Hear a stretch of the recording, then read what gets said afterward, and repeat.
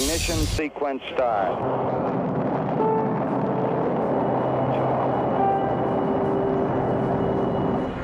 It's one small step for man, one giant leap for mankind.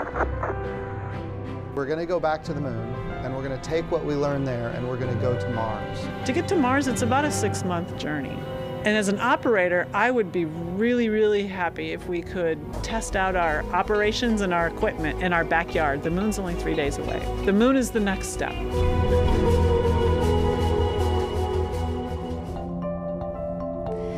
Les voy a contar una historia y cualquier semejanza con alguna experiencia que tal vez usted haya tenido es mera coincidencia. Resulta que Artemis es la diosa, de acuerdo a la mitología griega, de la naturaleza, de la caza y de la luna. Es melliza, hermana melliza de Apolo, que es el dios del sol y de la verdad. Pues bien, la primera misión a la luna que trató de llevar en 1969 al hombre a la luna, ¿qué nombre tenía? Apolo. ¿Quién puede comprender algo por el estilo? Una vez más se priorizó la historia del hermano, que no tenía exactamente los mismos méritos, es el dios del sol y de la verdad, por sobre los de la diosa Artemis, que era la diosa de la luna. Pues bien, en ese momento 12 hombres pisaron la luna, pero hasta ahora ninguna mujer. Es así como muchos años después viene este momento de reivindicación en el que una nueva misión, esta vez la misión Artemis, llevará en 2024 a la primera mujer a pisar la luna. ¿Cuál es la relevancia de este hito? No solo el hito de género, sino cómo esto va a marcar el tono y la presencia que vamos a tener las mujeres en la siguiente carrera por explorar el universo. ¿Cómo va a ser, por ejemplo, la misión a Marte? ¿Estará compuesta por un comité paritario de astronautas? Es una de las preguntas que nos hacemos. Con este singular dato y con esta reflexión queremos conmemorar el 8M, que debiera ser también no solo un mes, sino un año y un siglo de desafíos para encontrar rápidamente esta igualdad, porque nos merecemos la luna y tanto más. Bienvenidos a Futuro 360. ¿Usted tiene mascotas? Perros, gatos, hámsters, conejos. La lista de alternativas hoy día sobre todo es larga y exótica, y también la de beneficios, porque un estudio estadounidense aseguró que las mascotas podrían ayudarnos a mantener nuestro cerebro mucho más saludable. Menos estrés, baja la presión arterial y una rutina diaria podrían ayudar sobre todo a los adultos mayores. Los siguientes detalles los entregamos en esta nota. Eso, muy bien, muy bien. Es una buena toma, ¿viste, loco? Luis tiene cáncer al colon y Dante se ha convertido en su gran compañero. También tiene tortugas que lo mantienen ocupado. Dice que ha notado el cambio desde que las mascotas llegaron a su casa. Me operaron y él, llegando del hospital, me acompañó, me reconoció, se volvió loco, no voy a tirarse encima mí por la operación, pero me acompañó, me mantiene activo, pendiente de él. Nos mantienen ocupados para muchos los reyes de la casa. Otros los tratan como un hijo más, regalones o guardianes. Las mascotas, igual que para Luis, son miembros importantes de muchas familias y ahora un estudio estadounidense agregó a sus bondades la capacidad de reducir el deterioro cognitivo. Estos pacientes tienen una menor tasa de consulta al año a médico y que en general llevan mejor su estado de salud y su compensación de las patologías crónicas. El estrés en el exterior tiene un efecto muy negativo en el interior, y ese interior son las funciones cognitivas. Según la ciencia, perros y gatos o la mascota que tenga pueden disminuir los niveles de estrés y presión, dos males que afectan nuestro cerebro, dejándonos propensos a enfermedades como la demencia y el Alzheimer. El estudio hecho a 1.400 adultos mayores mostró un retraso en el deterioro cognitivo de 1.2. Se ha notado que tienen un mayor grado de satisfacción con su vida, un sentimiento de plenitud mucho mayor, menos sensación de soledad, mayor alegría.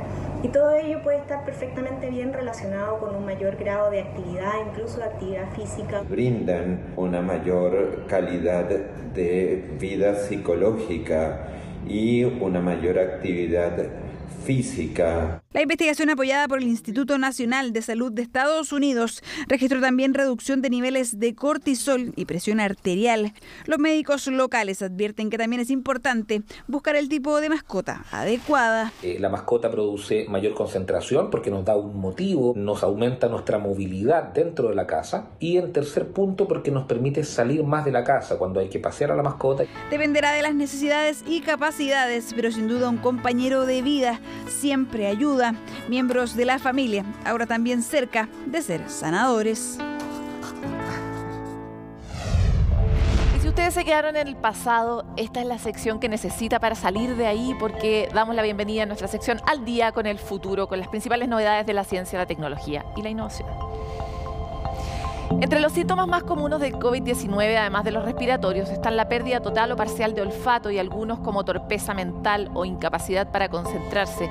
¿Pero existe alguna secuela más grande a nivel cerebral?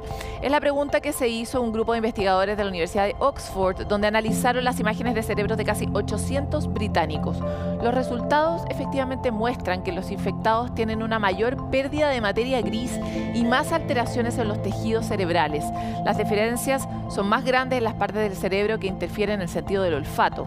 Todos estos cambios son más notorios cuando la gente tiene más edad y de esa manera se manifiestan más gravemente los síntomas. Además, el estudio apuntó que hay una posibilidad de que los efectos del deterioro sean severos en pacientes que desarrollan la enfermedad grave para ser hospitalizados, por ejemplo, en relación a quienes solamente tienen un COVID moderado. Todos en cualquier caso pierden materia gris, por si acaso.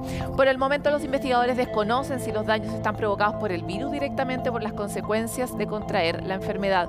No se sabe si son para siempre o son temporales. Lo sabremos seguramente a medida que sigamos aprendiendo del COVID-19.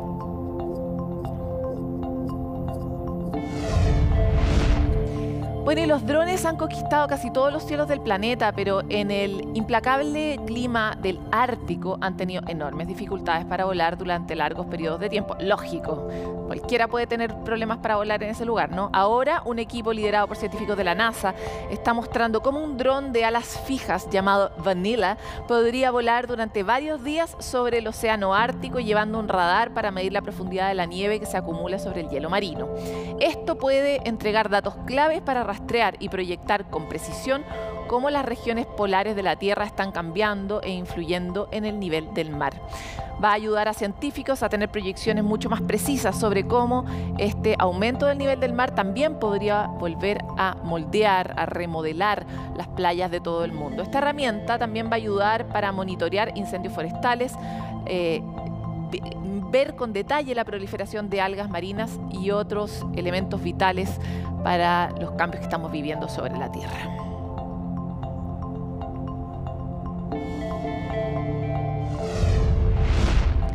Nos vamos a dormir y despertamos con una sensación de desolada tristeza, con un enamoramiento momentáneo, con mucha felicidad. ¿Qué pasó? Dormimos muy profundo, pero ¿a qué se debe esto? ¿Por qué despertamos con esta reverberancia de emoción? Se lo queremos explicar en la siguiente cápsula. Un dinosaurio gigante con sombrero junto a un crucero mientras eres la reina Isabel. ¿Cómo llegaste a esta situación? No tiene sentido, y es porque se trata de un sueño. El sueño de movimientos oculares rápido, o más conocido como REM, representa el 25% del ciclo del descanso. Nuestros ojos se mueven, pero nuestro cuerpo se encuentra relajado. Es en este momento que el cerebro y nuestro organismo se energizan, y ahí es cuando soñamos. ¿Te preguntas cómo llegaste a una situación tan bizarra y sin sentido? Esto es porque se apaga la zona del juicio lógico del cerebro y la emocional es la que más se prende. Por eso es que sentimos más. Es en este estado del sueño, libres de razón y de toda consecuencia, que podría ser el momento perfecto para sentar las bases de nuevas ideas, conceptos y soluciones. En el sueño REM eres capaz de crear sueños que no están diseñados, probar nuevas ideas sin las limitaciones de la lógica y poder encontrar soluciones que, estando despierto, no se te ocurriría. Porque cuando estamos soñando, podemos hacer lo que queramos. Hay quienes incluso creen que uno puede entrenar el sueño para encontrar nuevas soluciones, como que antes de acostarnos empollemos la idea que no logramos solucionar para que durante el sueño se nos ocurran nuevas ideas. Eso es una práctica que si usted no está preparado lo voy a llevar directamente a la realidad. Porque en la última década la matrícula femenina en ingeniería o las carreras afines, las STEM del mundo de la ingeniería, las ciencias, etcétera, el conocimiento, ha permanecido estancada en Chile en torno al 25%. Esta cifra, que varias académicas están tratando de cambiar, necesita de un impulso para poder transformar ese mundo, por ejemplo, en carreras científicas como la matemática. A la vuelta de esta pausa vamos a hablar sobre por qué es importante cambiarlo y cómo nos puede afectar directamente en nuestra vida cotidiana, por ejemplo, usando una aplicación para encontrar pareja.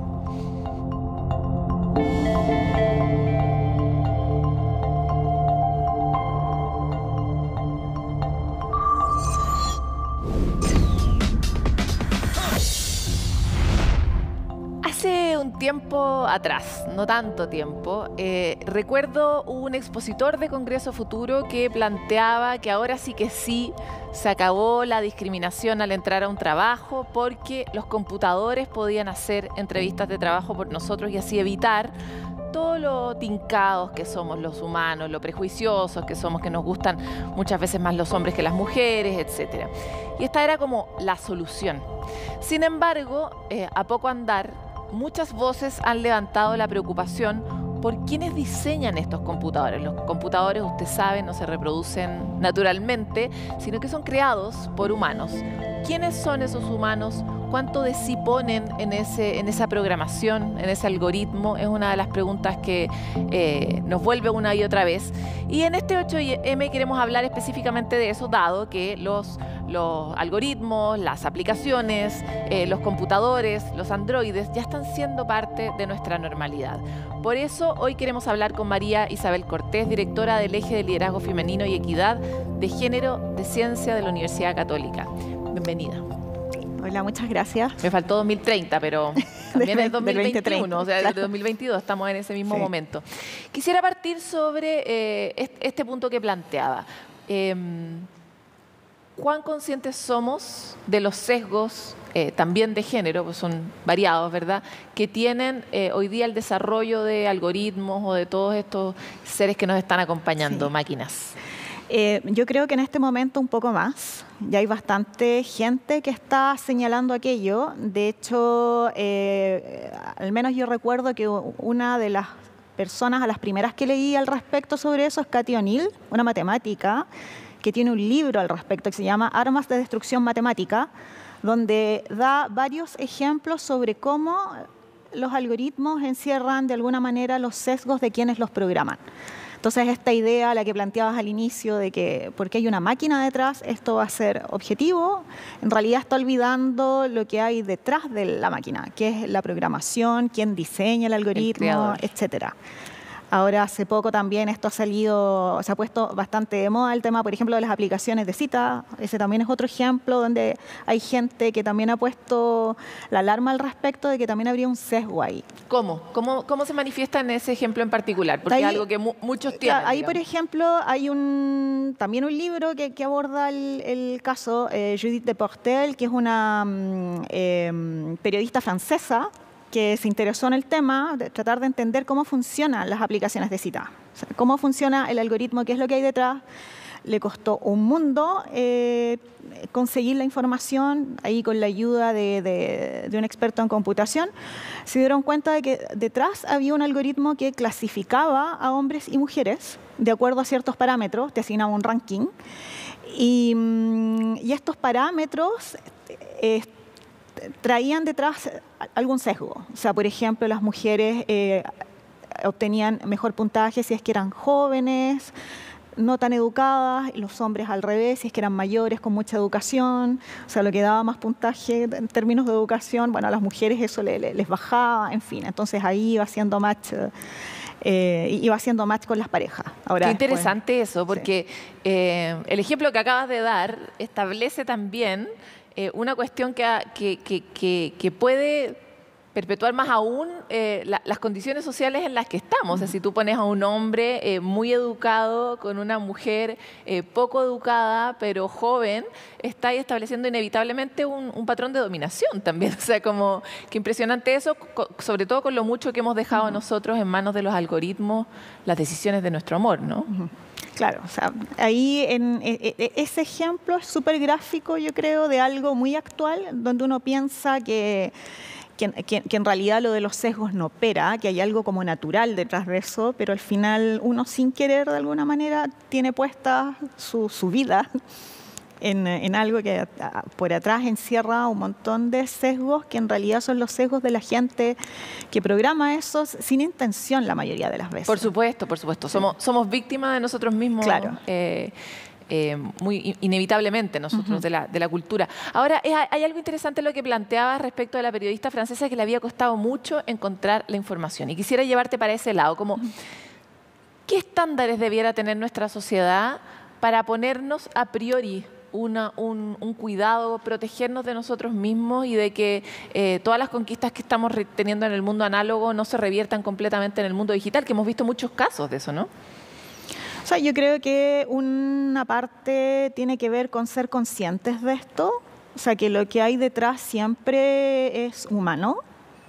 O sea, en el caso mío, que es bueno, yo me dedico a las matemáticas, uno tiende a pensar que las matemáticas son objetivas, que todo lo que uno realiza usando algún modelo matemático es objetivo, pero uno se le olvida a veces que detrás de ese modelo en realidad hay una idea, hay algo que uno tiene que imaginar previamente, uno establece modelos, etcétera. Y claro, y para modelar eso, los algoritmos o algún modelo, uno usa matemáticas, pero lo que hay detrás al final es humano. Entonces, eso yo creo que es lo que hay que tener claro para no pensar que porque un algoritmo lo decide o porque hay matemáticas detrás, esto simplemente va a ser objetivo. Yo creo que eso es bueno de tener conciencia de eso. Ahora, te pregunto el tema como ya más de la política pública. Lo pienso a propósito de, no sé, necesitaríamos una... Porque también estás minando la posibilidad de la competencia de ciertas empresas si es que le pides, por ejemplo, transparencia en sus algoritmos. Sin embargo, también estás poniendo en peligro como la sociedad humana con estas pequeñas cosas, ¿verdad? Que juntas se convierten en un colectivo que es más o menos grave. Entonces, ¿cómo hacemos para encontrar un punto donde el desarrollo de todos estos algoritmos sea un lugar seguro? Lo planteo en específico por el avance de la inteligencia artificial. Hasta ahora estamos a un grado del humano que creó el algoritmo. No sé, tomas tu aplicación típica y probablemente en 2 pasos vas a conocer a quién creó ese algoritmo. Pero cuando la inteligencia artificial se convierta en el modo y la forma, la trazabilidad de eso se vuelve cada vez más complicada, ¿no? Entonces, ¿qué hacemos? ¿Integramos más mujeres? ¿Hay una política, una ética en el desarrollo? Por ejemplo, que ustedes reciban una formación ética en el desarrollo de las matemáticas. ¿Qué veredas debiéramos cruzar para proteger finalmente los derechos humanos en este universo? Claro, o sea, eso tal vez es una muestra. O sea, esta cosa de los algoritmos es una muestra muy pequeña, yo creo, de un fenómeno un poco más general, que tiene que ver con que ciertas áreas del conocimiento, en este caso, por ejemplo, las matemáticas o la computación, han estado históricamente en manos de un cierto grupo. Hay poca diversidad al interior de estas comunidades. Hay pocas mujeres. Hay gente tal vez de ciertos sectores geográficos, etcétera. Entonces, tal vez la pregunta ahí, o de qué fenómeno más grande forma esto parte, bueno, de esta preocupación que uno tiene respecto a la diversidad. O sea, la diversidad dentro de estos espacios, la diversidad dentro de las comunidades que se dedican a estudiar matemáticas, aplicaciones de la matemática, etcétera. Y ahí yo creo que no solo basta con abordar el tema del acceso, o sea, no solo basta con que, por ejemplo, entren más mujeres, sino que también educarnos o sea, las personas que formamos parte de estos posibles sesgos. O sea, entender de que hay un problema de diversidad adentro, de que los sesgos existen, y por lo menos para tratar de ser conscientes en un comienzo y luego tomar ciertas medidas. O sea, en el caso, por ejemplo, de si vamos a lo más concreto, de que uno dice, bueno, quiero que haya más mujeres en la academia, por ejemplo, o en el caso particular de las ciencias, o mucho más particular de las matemáticas, no basta solamente con que haya más mujeres, sino que también tienes que sensibilizar a la comunidad de las problemáticas que enfrentan las mujeres u otras minorías en estos espacios, por ejemplo, cosa para no afectar su progresión en la carrera, etcétera. Entonces es un problema súper complejo y esta cosa de los algoritmos es como un puntito una cereza ahí, claro, una cereza. ¿Qué otros ejemplos, aparte del de las aplicaciones, puede comprender un humano corriente como uno, digamos, respecto de cómo estos sesgos operan y cómo nos perjudican? O sea, tal vez de por qué yo llegué a interesarme en estos temas, tal vez, es el que uno observa en las carreras de ciencia y tecnología. O sea, cuando te das cuenta, ya cuando eres estudiante o estás trabajando en temas relacionados de que siempre, ahora tal vez un poco menos, pero siempre hay pocas mujeres y te empiezas a preguntar, bueno, ¿por qué somos tan pocas si en realidad a la universidad, por ejemplo, más de la mitad del estudiantado en una universidad son mujeres? Ahí uno empieza a cuestionarse un poco esto, y cuando empiezas a indagar un poco más y empiezas a estudiar un poco más, te das cuenta que no es un tema de simplemente elección por un asunto de gustos, sino que es un tema de sesgos, son temas culturales que van mucho más atrás. De todas maneras. María Isabel, te quiero agradecer por este espacio en Futuro 360. Tenemos tanto trabajo en el mundo de la ciencia, esta es sin duda una de las cuestiones pendientes, ¿verdad? Sí, hay harto trabajo aún. Hay varios casos que hemos seguido nosotros desde Futuro 360 para comentar, por ejemplo, cómo hay ciertas políticas de discriminación positiva en el sentido, por ejemplo, de bajar el puntaje de acceso de las mujeres a las carreras científicas.